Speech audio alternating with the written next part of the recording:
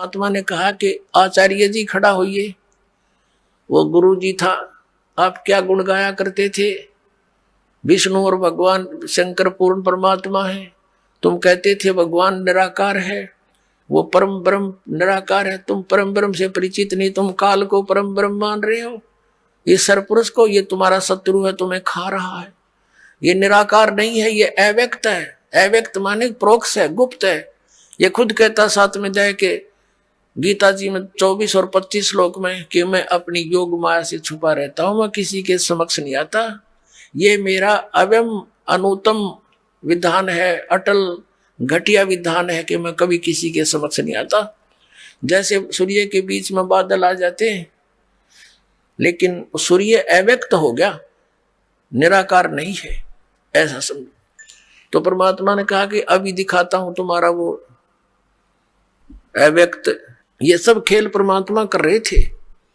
अब उस ज्योति निरंजन ने सोचा अपने टाइम अनुसार के वो जीव जा चुके होंगे, इतने समय में उनकी पूरी वह सब्जी सी पक लेती है। और वो आकर क्या देखा, काल ने क्या देखा कि ये और कौन आ खड़ा हुआ यहाँ पर। उसका ध्यान तो परमात्मा में हो गया और वो परमात्मा ने कहा उन जीवों को कि देखो भाई, वो है तुम्हारा भगवान जिसको तुम निराकार बताते हो, कि वो फिर शिव और विष्णु रूप में साकार है, वैसे वो निराकार है। ये यहाँ भी साकार है। ये देखो उसकी शकल, ओछा माथा, लंबे दांत, और ये विराट रूप बना सकता है क्योंकि ये 1000 कला का भगवान है। और जिनको तुम परमात्मा मानते हो विष्णु और शंकर को, वो 16 कला के भगवान है। और मैं जो है असंख्य कला का भगवान हूं, असंख्य कला का। अब सब जीवों ने देखा उसकी शकल तो डर लग गया, काल की शकल ऐसी। तो उन्होंने कहा भगवान हमसे भूल होगी, हमको माफ कर दो दाता, हमें ले चलो वापस, हम फिर गलती नहीं करेंगे। परमात्मा कहते हैं थोड़ा सा सुख होते तुम भूल जाते हो, अब आपत्ति में मुझे याद कर रहे हो। जरा सा सुख होते तुम फिर कभी याद नहीं करते। और पुण्यात्माओं, तुम वहां से भक्ति युक्त आए थे, अब तुम भक्तिहीन हो गए हो। वहां जाने के लिए आपको भक्ति धन की जरूरत पड़ेगी, उतना ही चार्ज होना पड़ेगा जितना तुम आए हो वहां से होकर। उसके लिए मैं तुम्हें सतनाम दूंगा और फिर दूंगा सार नाम। उस सतनाम की इतनी जबरदस्त चार्जिंग है कि एक यानी सच्ची all in all respect, in all respect, यानी पूर्ण रूप से मर्यादा में रहते हुए, हर तरह से विनम्र भाव से, सच्ची आत्मा से, इस सतनाम का 2 अक्षर के मंत्र का एक सिमरन इतना कीमत रखता है कि यहाँ के 14 लोग एक तरफ रख दें तराजू के उस तखड़े में, पलड़े में, और एक तरफ यह कीमत रखते हैं। और ये पृथ्वी लोग, स्वर्ग लोग और पाताल लोग तो पासंग रख दे, जिसकी कोई सौदे में नहीं होता उसको पासंग कहते हैं। अब हम कितने धनी थे भक्ति के, और हमने सारे जीवन में इतनी भक्ति करनी पड़ेगी, श्वास उश्वास का सिमरण करके वो भक्ति धन फिर ग्रहण करना पड़ेगा। और उस भक्ति की शक्ति से, उस भक्ति के बल से हम इतने स्पीड से वहां जाएंगे कि काल देखता रह जाएगा। तो वो भक्ति कहता मैं दूंगा तुम्हें वहां जा करके, और मेरा जो सतनाम 2 अक्षर का होगा उसका जाप करना, पूरी विश्वास के साथ लगे रहना। जब तुम जाए धरो जग देहा, तब तुम करना मम सत शब्द स्नेहा। परमात्मा ने कहा था जब तुम मानुष शरीर मिले जो संसार में, तब मेरा कोई संत इस सतनाम का सच्चा ज्ञान देता हुआ मिल जाए तो वो ग्रहण कर लेना, उसकी भक्ति करना बेटा, फिर तुम्हें ला सकता हूं। मेरा इसका वचन हुआ था। तुम सब इच्छा से आए हो और सब इच्छा से ही वापस जा पाओगे। तो पुण्यात्माओं, ये सारे ज्ञान देने का, ये सारा आत्म ज्ञान सुनाने का तात्पर्य ये है कि आपकी यहां से आत्मा आस्था हटे, और यह हटेगी क्योंकि ये ज्ञान इतना सत्य है। आप यहां रहते हुए भी आपकी आत्मा यहां नहीं रहेगी, एक दिन ऐसी स्थिति आ जाएगी जब तक आप मोक्ष के लायक नहीं होगी। अब कहा परमात्मा ने कि तुम जाओ, अब यहां से उठो, अब मेरी रिस्की होएगी। वो तो उठ गए एकदम, परमात्मा की शक्ति से रुके थे ना, उससे पहले जा लेते तो वहां से क्या होता, वो प्राणी वहां से उड़ जाते हैं। उस आध्यात्मिक उसने तो शक्ति वहां छोड़ रखी है उसके आधार से। तो वो फिर कहाँ आते हैं, रास्ते में आते आते वो ठंडे हो जाते हैं, शांत हो जाते हैं, कुछ अचेत होते हैं, फिर वो सचेत हो जाते हैं। फिर क्या देखते हैं, अपने को कहाँ पाते हैं, धर्मराज के दरबार में उनकी लाइन लगी होती है, कर्म अनुसार उनके लेखे जोखे होते हैं, और फिर जाओ नरक स्वर्ग जहां जिस योनि में जाना उनको भेज दिया जाता है। और वो तपस्या पर दुख न्यारा पाया, वो रुंगे में है। तो कहने का भाव ये है पुण्यात्माओं, वो काल आ गया, काल ने देखा कि ये जोगजीत कैसे आ गया मेरे लोक में, इसने मुझे वहां से निकाला था, मैंने इससे प्रार्थना भी की थी, इसने मुझे वहां रहने नहीं दिया था, अब ये मेरे लोक में कैसे आ गया। अब उसने सोचा ला पहले इसकी देही तोड़ दूं। काल ने सोचा जोगजीत ने कुट्टू पहले मुझे बाहर निकाल दिया, अपनी गलती ना देखता उसने क्या जुल्म किया। यहाँ ऐसी व्यवस्था है, इंसान दूसरे का दोष देखता, अपने को तो नहीं झांकता, ऐसा स्वभाव हमारा। फिर इसने सोचा कि कहीं कोई पिताजी का आदेश लेकर ना आया हो तेरे ऊपर और आपत्ति आ जा। तो इसने पहले कहा कि जोगजीत पहले तो ये बता, कोई पिताजी का आदेश हो मुझे सुना, और फिर तेरे को आज गढ़ूंगा मैं अपना प्रतिशोध लूंगा, तेने मेरे साथ जो जुल्म किया वहां से निकाल दिया। तो इसने क्या किया, परमात्मा यानी जोगजीत रूप में प्रभु खड़े थे, उन्होंने कहा कि सुन ले ज्योत निरंजन, आदेश परमपिता का, उस परमात्मा की आज्ञा लेकर मैं आया हूं, उसकी आज्ञा से आया हूं कि तूने इन जीवात्माओं को कितना दुखी कर दिया, तेरे साथ आए जब इनका क्या स्वरूप था, आज किसी को गधा बना दिया, किसी को कुछ बना दिया, तूने जुल्म कर दिया और भगवान का नामो निशान मिटा दिया। तू ये अटपट साधनाओं पर लगा दिया सबको, तू खुद भगवान बन बैठा है यहाँ पर। तेरी पोल खोलूंगा, नीचे जाऊंगा, सब जीवों को बताऊंगा कि तुम कहाँ थे, तुम कैसे यहाँ रह रहे हो, कैसे जाल में फंस गए हो, क्यों जन्मते और मरते हो, तुम्हारी क्या दुर्गति हो रही है, तुम कैसे रह रहे हो, तुम सतलोक के वासी हो। उनको एक गुप्त मंत्र दूंगा जो भगवान ने दे रखा है, और उसकी मंत्र की कमाई का आगे तेरी पार ना बसाओ। जिसके पास वो मंत्र होगा तो उसके निकट नहीं जा सकता ज्योत निरंजन। तो उसने सोचा वह बड़ी बात बिगड़ी हो तो मेरा सारा काम बिगाड़ेगा। तो कहते हैं एकदम कहा कि जोगजीत तू जाके देखा नीचे, तन बनाऊं ठीक, उसके ऊपर टूट के पड़ा। अपने आत्माओं वेद बताते हैं कि वो परमात्मा सतलोक से चलकर आता है और नीचे अपनी अच्छी आत्माओं को मिलता है, उनको ज्ञान सुनाता है। उन पुण्यात्माओं में से कौन कौन थे जिनको भगवान मिला, और जिन्होंने साधनाएं करके अपने गोड्डे रगड़ दिए उनको नहीं मिला, वो कितनी पुण्यात्मा होंगी। कौन कौन थे इस कलयुग में दास जिनसे परिचित है, आदरणीय धर्मदास साहिब जी, आदरणीय मलुकदास साहिब जी, आदरणीय नानक साहिब जी, आदरणीय दादू साहिब जी, आदरणीय गरीबदास साहिब जी, गांव छुड़ानी जिला जज्जर हरियाणा वाले, आदरणीय घीसा दास साहिब जी, गांव खेखड़ा जिला मेरठ उत्तर प्रदेश वाले। उनमें से आदरणीय धर्मदास साहिब जी को परमात्मा इस कलयुग में मिले थे। तो उनको बता रहे हैं कि धर्मदास जी ने पूछा था, भगवान हम इतने निकम्मे, हमने ऐसा जुल्म किया, हम अपने पति वर्ता पद से गिर गए, आपने फिर भी स्वीकार कैसे कर लिए दाता, आप कैसे आगमन हुआ हमारे यहाँ। तो परमात्मा ने बताया भाई ऐसे ऐसे तुम्हारा दुख देखा जब मैंने, तब यहाँ आया। तो सारी कहानी धर्मदास जी को बता रहे कि धर्मदास जब वो मेरे ऊपर ऐसे मुझे मारने को झपटा तो मैंने सतनाम का सुमन शुरू कर दिया। अपने आत्मा परमात्मा हमें सतर्क करते हैं कि तुम्हारे ऊपर कोई भी ऐसी आपत्ति आवे तो सतनाम का जाप शुरू कर दियो। अब उस समय ये रिहर्सल होगी आपकी कि कहीं कोई आपत्ति आवे आध्यात्मिक या वैसी, तो आप यदि नो याद करोगे हाय मां मर गया तो भगवान नहीं सुनेगा, फिर आपका अभ्यास कच्चा है। तो उस समय आपने सतनाम के सिमरण करना है, तो 2 अक्षर का। ये एक हिंट भी दे रहे हैं, बाकी वैसे तो उसकी क्या हिम्मत थी भगवान के निकट आ जा, पर हमें ये मंत्र का सहारा रहेगा, इसलिए वो उदाहरण दिया। कहा कि परमात्मा ने हमें सतर्क किया कि तुम्हारे ऊपर कभी ये अटैक करता दिक्कत, ये सिमरण कर दिया, इसका कालजा पाट जाएगा। निकट नहीं आ सकेगा तुम्हारे भूत प्रेत ये कुछ भी, ये तो सौदा के है जो इस सिमरन का सच्चे मन से पूरी मर्यादा में रहते हुए सिमरन करते रहोगे। तो कहता परमात्मा ने कहा कि मैंने सतनाम का सुमरण कर दिया धर्मदास, ये ऐसे गिर गया, नीचे गया पाताल के नीचे, पाताल में पहुंच गया, इतना भयभीत हो गया। फिर इसको वहां से मैं साथ जाकर ऊपर ला के आ जा, यहाँ तेरी बेइज्जती नहीं करता, ऊपर बात करूंगा तेरे थे। इसके उसी लोक में मैं ले गया, ये ऐसे पड़ा नीचे जैसे पक्षी की पंख कट जावे और पड़ा पड़ा तड़पता है, कोई पार नहीं बसावे, ऐसे कर रहा है और कह रहा है मुझे गलती होगी, बड़ा भाई है मैं, छोटा भाई तेरा, छोटे तो गलती करा करते हैं, बड़े माफ किया करते हैं, मुझे क्षमा कर दो।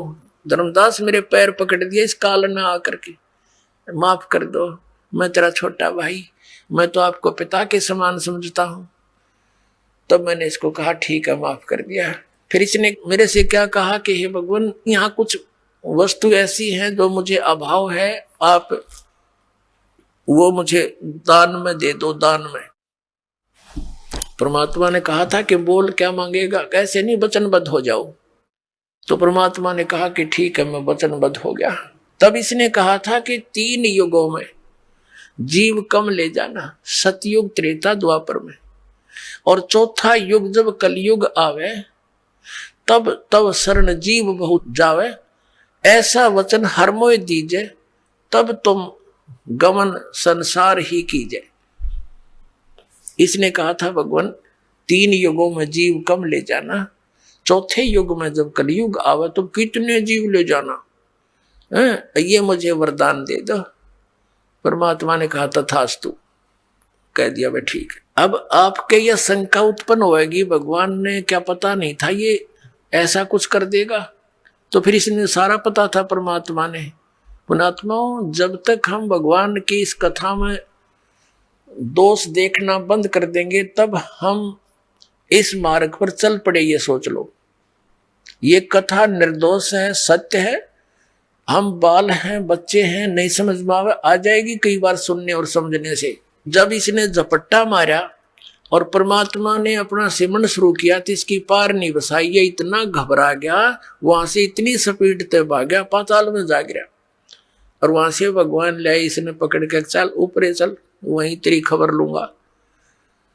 एक भगत बता रहा था, ने बोला जी हमारे गांव में एक जोटा था, भैंसा, और वो इतना अंडी पाक रहा था, उस गांव में तो उसने कोई दूसरा जोटा छोड़ा ही नहीं था, और आसपास के गांव में भी कोई उसने इधर आ जाता खेतों में तो उसकी इतनी दूर तक उसको मारने के लिए दौड़ता था।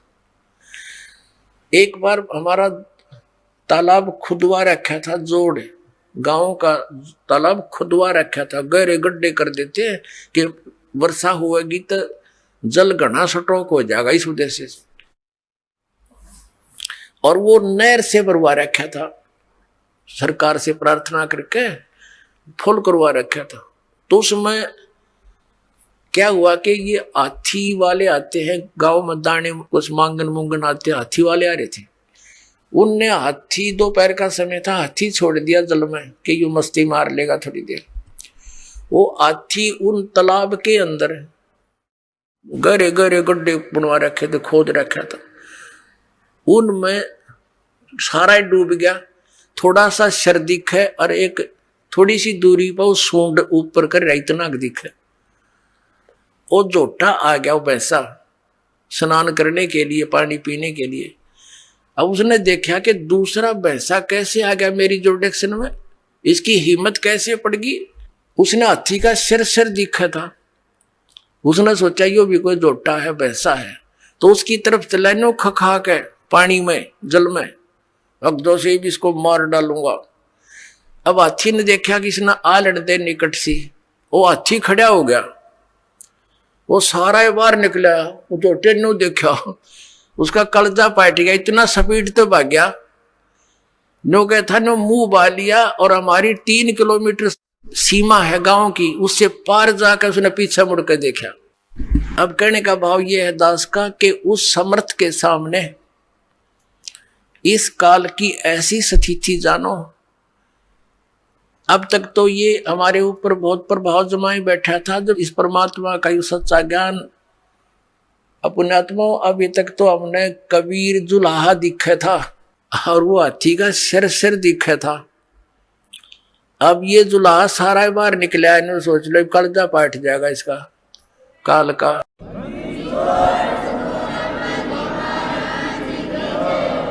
अब ये परमात्मा कति प्रत्यक्ष हो गया आपके सामने, ये अज्ञान रूपी जोटा ही भाग जाएगा यहां से। और ज्ञान सब ज्ञानड़ी, कबीर ज्ञान सो ज्ञान, जैसे गोला तोब का भाई करता चल मैदान। ये तोब का गोला, ये तत्व ज्ञान मालिक का दिया जो दास सुना रहा आपको। अब जो आज का सत्संग जहां से प्रारंभ हुआ था, अभी तक तो वो जो दास कंसेप्ट क्लियर करना चाहा था, अब स्टार्ट होगा। अब जब इसने देख लिया कि वचनबद्ध हो गया, तब इसने कहा था कि जोगजीत, जब तुम कलयुग में आओगे, तुम्हारे आने से पहले अपने दूतों को भेजूंगा, 12 पंथ करूं मैं साजा, तुम्हारा नाम ले करूं आवाजा। 12 पंथ नाम जो ले ही हमरे मुख में आन समोई, और अनेक पंथ चलाऊं। ये 12 पंथ तो कबीर नाम से चलाए गए हैं काल के दूतों द्वारा। और अनेक पंथ चलाऊं, या विद जीवों को भरमाऊं। वो अनेक पंथों में आते हैं, ये निरंकारी पंथ, ये सतपाल वाला पंथ, देश वालों का पंथ, निरंकारी पंथ, ये सच्चा सौदा सिरसा जगमाल वाले, ये गंगवा पंगवा सारे, और ये दनोद वाले, जय गुरुदेव वाले, ये सारे काल के पंथ हैं। वहां तो कोई शरण पैर, और इतने बुद्धिमान व्यक्ति एजुकेटेड, बड़े बड़े IAS IPS हैं, और वहां बैठे गुग्गू बने उनके पास, कक्का पता नहीं इनके गुरुओं ने। ये ब्लाइंड फेथ का नाजायज फायदा उठाया इन्होंने, भोली आत्माओं के श्रद्धालुओं की श्रद्धा को बेचा और उसकी सस्ती महिमा बटोर ली इन्होंने, और संत बन गए, खक भी नहीं इनके पास। तो इसने कहा था कि जब तुम्हारा कोई जाएगा ना, और अनेक देवी मंदिर तीर्थ ये पूजन पर ला दूंगा। ये शंकराचार्य भेज दिया इस काल ने, ये सारी उल्टी कथा पढ़ाया गया। जीव ही भगवान है, बता कोई विधान है इसका? फिर भक्ति किसी लिए करे, फिर तो कुत्ता भी भगवान है। और फिर क्या कहते हैं, तीर्थ बनवा दिए। बोले एक बार हिमालय में जा रहे थे, ये पांडव तपस्या कर रहे थे, वहां भगवान आ गया भैंस रूप में, और भीम ने भागकर सोचा लिया पकड़ लूं इसको, भैंस अच्छा दूध पीऊंगा, दूध वाली दिखा है।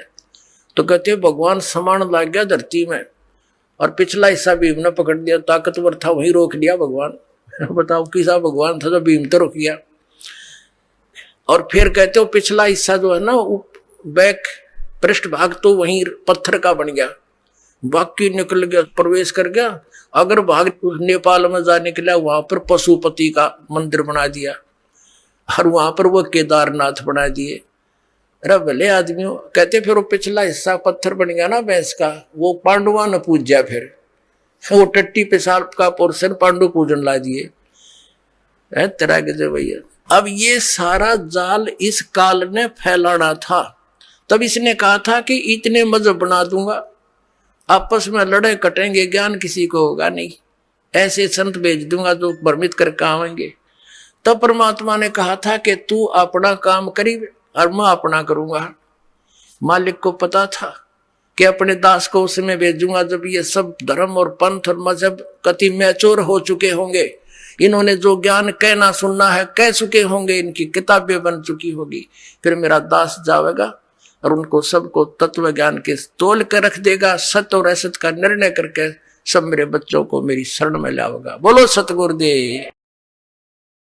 परम पिता परमात्मा पूर्ण ब्रह्म सर्व सृष्टि रचनहार कबीर परमेश्वर जी की असीम कृपा से उनकी प्यारी आत्माओं को ये सत संदेश सुनने को मिल रहा है।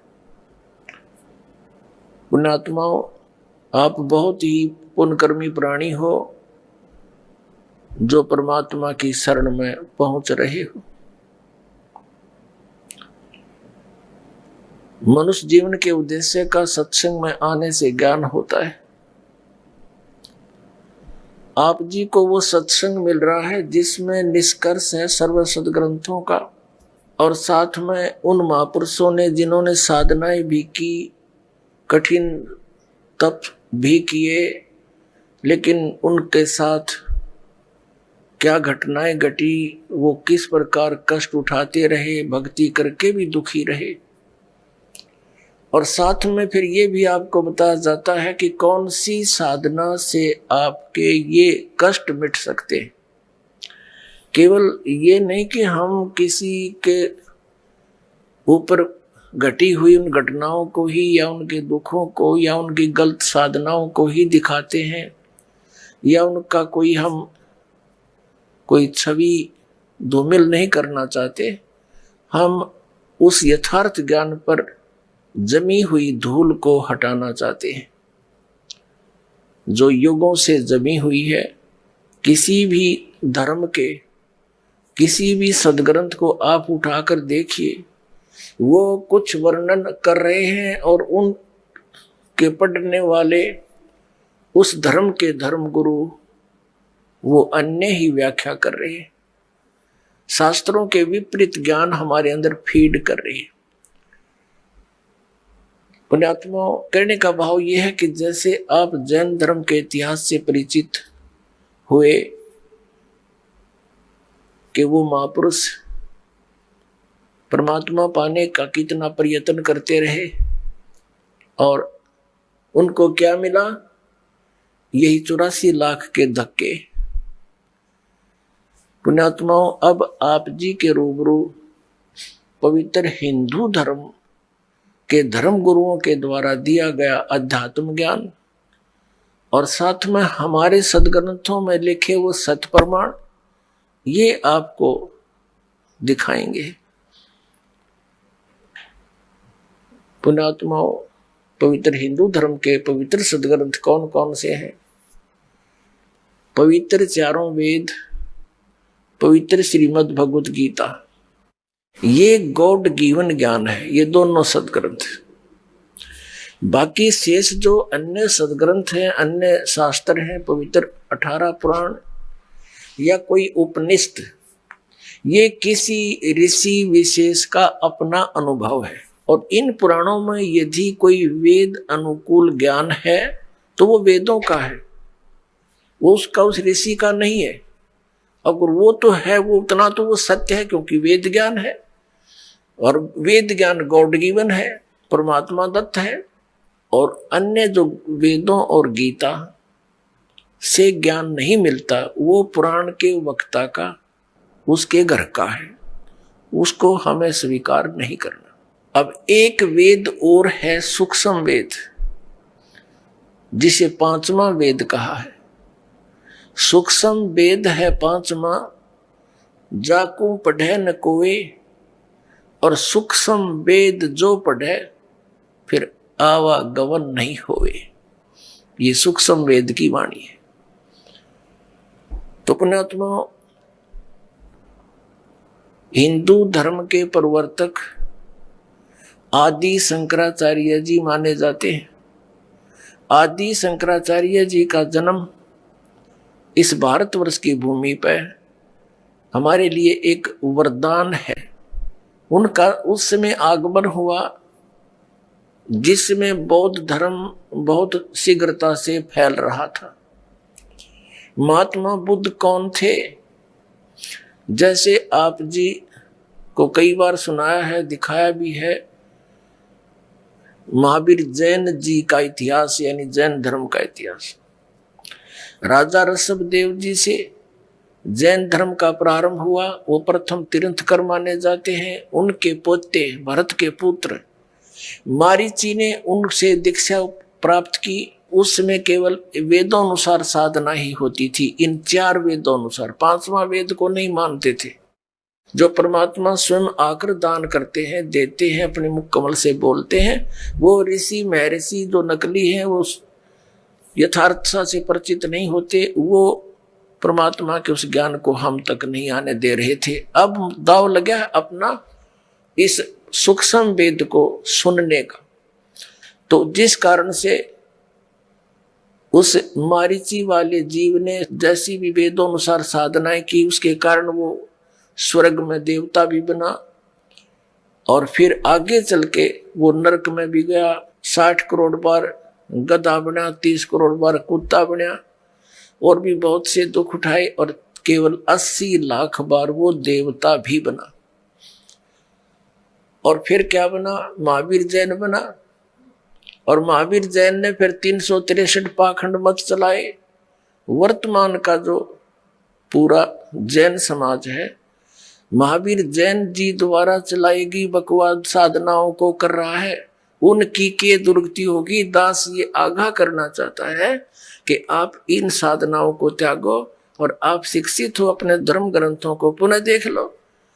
और गीता जी अध्याय नंबर 16 के श्लोक नंबर 23 और 24 में कहा कि शास्त्र विधि को त्याग कर जो मनमाना आचरण करते हैं, मनमानी पूजाएं करते हैं, उनको न तो कोई सुख हो, न उनकी गति हो, न कोई सिद्धि प्राप्त हो, अर्थात व्यर्थ, यूजलेस। फिर किस लिए डले ढो हो? ना ज्ञान था तब तक तो चलो हम भटक रहे थे, अब दास पर दया करी परमेश्वर ने, आपके लिए ये ज्ञान दिया और दास आपके लिए ही संघर्षशील है। और ये अज्ञानी गुरु, धर्म गुरु दास के पीछे पड़े हुए हैं, लेकिन अब इनकी दाल गला को नहीं, क्योंकि परमात्मा ने अपने बच्चों को पहले शिक्षा दे दी। और अब देखना डूंडा पाटेगा, पूरे विश्व में जाएगा ये सच्चा ज्ञान, और बहुत शीघ्रता से जाएगा, क्योंकि हमें भगवान की आवश्यकता है। यहाँ के संसारिक सुख सबको पता है, 2 मिनट का भरोसा नहीं कब मृत्यु हो जा। यहीं डले ढो होकर यहीं छोड़कर चले गए, सारा जीवन नष्ट कर दिया हमने। तो अब हम दास उस प्रसंग पर आता है कि जिन धर्म गुरुओं को हम यथार्थ ज्ञान युक्त मानते थे, विद्वान मानते थे, उन्होंने क्या ज्ञान बताया और हमारे सदग्रंथ क्या बताते हैं, ये निर्णय दास कर रहा है। और उसके बीच में कोई अपने तरफ से कुछ मिलावट नहीं। जो सत साधना वो सदग्रंथों में लिखी है, और जिससे मोक्ष होता है वो सदग्रंथों में लिखा है। जिससे जीव के आने वाली आपदाएं कटती हैं, समाप्त होती हैं, वो भी सदग्रंथों में लिखा है। और उससे हटकर जो हम साधनाएं कर रहे हैं उससे कोई लाभ होने वाला नहीं, ये भी प्रमाणित कर रहा है। अब प्रसंग चल रहा है कि पवित्र हिंदू धर्म के धर्म गुरु आदि शंकराचार्य जी का उस समय जन्म हुआ जिसमें यह जैन धर्म बहुत फैल रहा था। और यदि उस समय ये आदि शंकराचार्य जी नहीं आते तो पूरा भारतवर्ष भी चीन की तरह नास्तिक हो जाता, कम्युनिस्ट बन जाता। अब चीन का नास्तिक होने का कारण क्या है कि महात्मा बुद्ध एक पुण्यकर्मी प्राणी थे और वे विष्णु लोक से आए थे, स्वर्ग लोक से आए थे। अब जो स्वर्ग में सुविधाएं हैं उनको यहाँ कहाँ, आत्मा के अंदर वो कसक रहती है। घर त्याग दिया, राज त्याग दिया, और जाकर के बिहार में सटेट के गया नामक शहर के बाहर वट वृक्ष के नीचे उसने मनमुखी साधना शुरू की। काफी समय तक निराहार बैठा रहा, हाथ पैर हलने बंद हो गए, कंडेम हो गया, मृत्यु के निकट पहुंच गया। किसी माई ने उसके मुख का खीर लगा दी कि यूं मरेगा। कई दिन हो गए कुछ खाया ना पिया, तो उसने धीरे धीरे वह चाटनी शुरू कर दी। पहले दिन 10-20 ग्राम, अगले दिन 50-60 ग्राम, तीसरे दिन आँख खुल गई और उठ कर चल पड़ा। और फिर उसने विधान बना दिया कि starvation could not lead to salvation, भूखा मरने से कल्याण नहीं होता। ये उसका अनुभव था। और पहले किसी ने कहा था तू हठ योग कर ले, वो भी तो तेरी अपनी ही सोच थी। तो इस प्रकार उसने क्योंकि पिछले पुण्यक्रम संस्कारी प्राणी ही परमात्मा की तरफ में घर भी त्याग देता है, और जो भी उसको कोई मार्गदर्शन कर देता वो साधना भी अवश्यमेव करता है। तो पिछले जन्म के पुण्यकर्मी प्राणी थे ये महात्मा बुद्ध जी, लेकिन भविष्य का चार्जर ठीक बना नहीं, पिछली बैटरी तो डाउन होएगी एक दिन। पिछले पुण्य थे उसके, उस कारण से वो खूब वक्ता भी अच्छा था, उसके वचन में भी शक्ति थी, बहुत से लोगों को प्रभावित भी कर दिया। एक विशेष शरीर पर यदि कोई विशेष बाणा वेशभूषा बना लेता है समाज से हटकर, तो आम आदमी प्रभावित हो जाता है, बड़ा महात्मा होगा। और जब ये आए थे 3000 वर्ष पहले लगभग, उस समय तो और ब्लाइंड फेथ करने वाले प्रजाजन थे, तो उस पर बहुत विश्वास किया, उसकी बातों को सुन सुनकर सब बौद्धिष्ट होने लगे। और फिर क्या हुआ कि उनके द्वारा, महात्मा बुद्ध के द्वारा बताएगी वे ऑफ वर्शिप, पूजा का मार्ग, पूजा की विधि, वो शास्त्र अनुकूल ना होने से किसी को आध्यात्मिक लाभ होया नहीं। आकर चल कर 100, 200, 400 वर्ष के बाद सब ने ये मान लिया कि भगवान है ही नहीं, अपना करो और खाओ बस। ये है कम्युनिस्ट सिद्धांत कि कोई भगवान नहीं, ये अपने आप बनता और बिगड़ता है, कोई कुछ नहीं आप रहे, जीव अपने आप ऐसे नष्ट हो जाता है, भगवान है ही नहीं।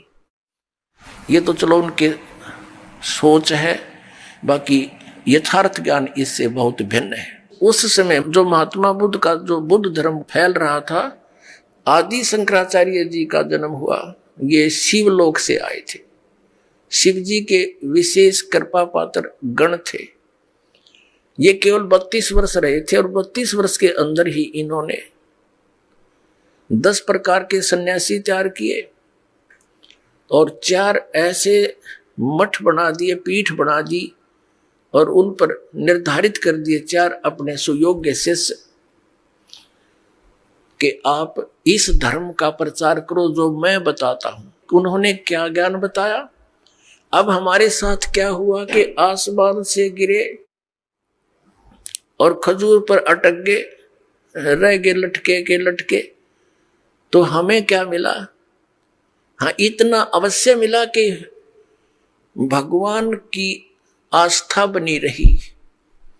यदि बौद्ध धर्म आ जाता तो हम राम का नाम भी नहीं लेते हैं। इतना तो उपकार दास आदि शंकराचार्य और वर्तमान में जितने भी उनके पीठाधीश्वर हैं मानते हैं कि उन्होंने कम से कम भक्ति को जीवित रखा। लेकिन कहते हैं ना, वो थोथा भूस ही कूटते रहे। अब आपको दास दिखाएगा उनके इतिहास कि आदि शंकराचार्य ने क्या विधान बताया। उआबाई, उआबाई बोलते हैं जो किसी का सिर पैर नहीं हो। उन्होंने क्या बताया कि जीव ही भगवान है, जीव आत्मा ही परमात्मा है और कोई परमात्मा नहीं। अयम आत्मा ब्रह्म, ये आत्मा ही परमात्मा, ब्रह्म माने ईश्वर भगवान। और फिर क्या बताया कि भगवान विष्णु की पूजा करो, भगवान शंकर की पूजा करो, और भगवान शंकर पूर्ण परमात्मा है, परम ब्रह्म परमात्मा है। बता कोई सर पैर है इनका? जब जीव ही भगवान है तो शिव जी फिर भगवान कहाँ हो गया? फिर उसकी पूजा की जरूरत क्या? अपनी पूजा कर लो तुम। अब दिखाते हैं थोड़ा इतिहास इनका। पुण्यात्माओं, ये दास जो प्रयत्न कर रहा है इसको आलोचना ना समझे। दास की एक विनम्र प्रार्थना है आपसे, इसको आलोचना ना समझे दास के इस परमार्थी प्रयत्न को। ये आपके लिए वरदान सिद्ध होगा। आलोचना तो वो होती है जो हम झूठी कथा सुनावे और अपने स्वार्थ के लिए उनसे हटाकर अपनी दुकान चलावे। नहीं, दास केवल वही बता रहा जो अपने सदग्रंथों में लिखा है और इन महापुरुषों ने जो अपने कर कमलों से लिखा हुआ, इनका अनुभव लिखा हुआ है इसमें। और हमारे सदग्रंथ क्या बताते हैं और जिन महापुरुषों ने परमात्मा को पाया उनके क्या अनुभव है। तो जिन्होंने परमात्मा पाया उनका अनुभव हमारे सदग्रंथों से मेल खाता है, और जिनको भगवान मिला नहीं उनका न सदग्रंथों से मेल खाता और न ही उन महापुरुषों की विधि और उनके ज्ञान से मेल खाता। तो वो यूजलेस है। उसको दास प्रार्थना करता है कि उनको त्यागना पड़ेगा अपने कल्याण करवाने के लिए। बस इतनी सी बात है। जो दिशा से दूसरी दिशा में जा रहा है सुदिशा से, तो उसको दिशा दिखाने का प्रयत्न दास का है। जैसे एक बार किसी ने नकली नोट छाप दिए थे 500 के और 1000 के, तो सरकार ने क्या किया था, टेलीविजन के माध्यम से, समाचार पत्रों के माध्यम से ओरिजिनल और डुप्लीकेट दोनों को साथ साथ दिखाया था। और बताया था कि ऐसा डुप्लीकेट होता है, ऐसा ओरिजिनल होता है। तो सरकार कोई आलोचना नहीं कर रही थी, महापरोपकार किया। लाखों लोग, गरीब आदमी मारे जाते, निर्धन हो जाते, लुट जाते, पिट जाते। तो पुण्यात्माओं, वो तो धन की हानि बची, और आपकी हानि जो है उसको तो आपको पता ही नहीं। एक श्वास मनुष्य जीवन की कितनी कीमत है, 14 लोग एक साइड में रख दे, एक श्वास की कीमत, और एक तरफ मनुष्य जीवन के श्वास उश्वास की कीमत रख दे, तो वो भी पलड़ा भारी रहे एक श्वास की कीमत का। परमात्मा कहते हैं कबीर साहब जी, कहता हूं कहीं जात हूं, कहूं बजा के ढोल, श्वास जो खाली जात है, ये 3 लोक का मूल। अपने आत्मा, अब कितनी कीमत बताई है महापुरुषों ने, और हम इसको बर्बाद कर रहे हैं, क्योंकि शास्त्र विधि त्याग कर मनमाना आचरण करके। तो इन हमारे धर्म गुरुओं ने हमारे साथ एक ये बहुत बड़ा अन्याय कर रखा है, एक धोखा कर दिया। हम इनको शिक्षित विद्वान मानते थे, क्योंकि ये संस्कृत भाषा पढ़ा करते थे, संस्कृत भाषा में बोलते थे।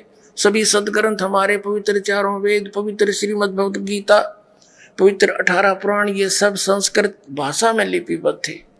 और हमारे पूर्वज और हम यही सोचा करते थे, ये महाविद्वान है, संस्कृत भाषा धारावाहिक बोलते हैं, इन्होंने सदग्रंथों को सही जाना है और वही बता रहे हैं जो सदग्रंथों में विद्यमान है।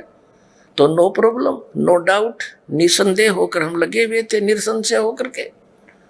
600 वर्ष पहले परमात्मा आए, स्वयं कबीर परमेश्वर, वो परम अक्षर ब्रह्म, एक धानक रूप में, जुलाहा रूप में सह शरीर आए थे, एक बालक का रूप धारण किया, कमल के फूल पर विराजमान हुए। वहां से एक नीरू नामक जुलाहा उठा ले गया जो निसंतान था, यह लीला थी माल्य की पूर्व निर्धारित। वहां फिर दुल्हे के घर पर पलने की लीला होने से, वैसे तो सबके पालक हैं, वहां क्या पले थे, अपने लिए दूध भी सतलोक से मंगाया था कुंवारी गाय के अंदर। यहाँ का तो परमात्मा के इस कंगाल लोक का के खाऊं मैं। कुंवारी गाय का दूध पिया परमात्मा ने, कुंवारी गाय ने दूध दिया जब तक वो रहे। तो कहने का भाव ये है दास का कि उन्होंने 600 वर्ष पहले आकर बताया था कि कौन सी साधना ठीक है, कौन सी गलत है, और आपके धर्मगुरु आपको मिसगाइड किए हुए हैं, ये साधना गलत बता रहे हैं।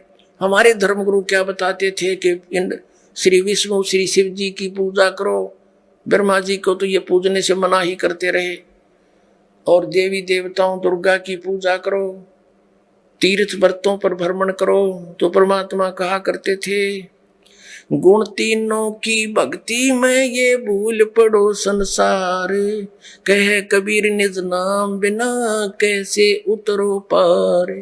3 देव की जो करते भक्ति, उनकी कदे ना होए मुक्ति। ये 600 वर्ष पहले कहा करते भगवान। तो उस समय इन हमारे धर्म गुरुओं ने, हिंदू धर्म के धर्म गुरुओं ने उस परमेश्वर का घोर विरोध करवा दिया, जनता को भ्रमित करके कि ये के जाने जुलाहा धानक वेदों और सदग्रंथों और गीता और पुराणों के बारे में ये मिसगाइड कर रहा, झूठा है, कपटी है, ये ब्रह्मा विष्णु महेश की पूजा को मना करता है। परमात्मा कहा करते थे कि अब मैं तुमसे कहूं चिताई, गिरदेवन की उत्पत्ति भाई, मां अष्टंगी पिता निरंजन, ये जमदारुण वंशन अंजन। पहले कीन निरंजन राई, पीछे से माया उपजाई, माया रूप देख अति शोभा, देव निरंजन तन मन लोभा। धर्मराय किन्ने भोग विलासा, माया को रही तब आशा। 3 पुत्र अष्टंगी जाए, ब्रह्मा विष्णु शिव नाम धराए। 600 वर्ष पहले परमात्मा ने कहा था कि ब्रह्मा विष्णु महेश के माता पिता बताता हूं, ये ज्योत निरंजन, ये सरपुरुष ब्रह्म, ये काल तो इनका पिता है, और यह अष्टंगी दुर्गा इनकी माता है। ये नासवान है ब्रह्मा विष्णु महेश, ये अविनाशी नहीं है। तो इन बातों का उन हमारे हिंदू धर्म के धर्म गुरुओं शंकराचार्य से ग्रहण, उस अज्ञान के आधार से परमात्मा के बच्चों को उन्हीं का शत्रु बना दिया। ये झूठा है, ये कपटी है, ऐसा कहीं नहीं लिखा है। ये क्या जाने संस्कृत को, ये जुलाहा शूद्र जाति में जन्मा है, इसके ये संस्कृत पढ़ ही नहीं सकता। तो ये बात हमारा घर कर गई हमारे पूर्वजों के, कि ये बात तो हमारे गुरुओं की साची है कि कबीर साहब जो है संस्कृत तो ये पढ़ ही नहीं सकते, क्योंकि उस समय केवल एक ब्राह्मण वर्ण ही संस्कृत भाषा के पढ़ने का अधिकारी था। अपने आत्माओं, जिसने संस्कृत पढ़ी नहीं तो इससे सिद्ध है हमारे ग्रंथ भी नहीं पढ़े उन्होंने, और उन्होंने 600 वर्ष पहले ये बता दिया कि ऐसा है। आज हमारे सदग्रंथों में मिला कि ब्रह्मा विष्णु महेश नासवान है, दुर्गा इनकी माता है, यो सदा शिव यानी काल रूपी ब्रह्म इनका पिता है।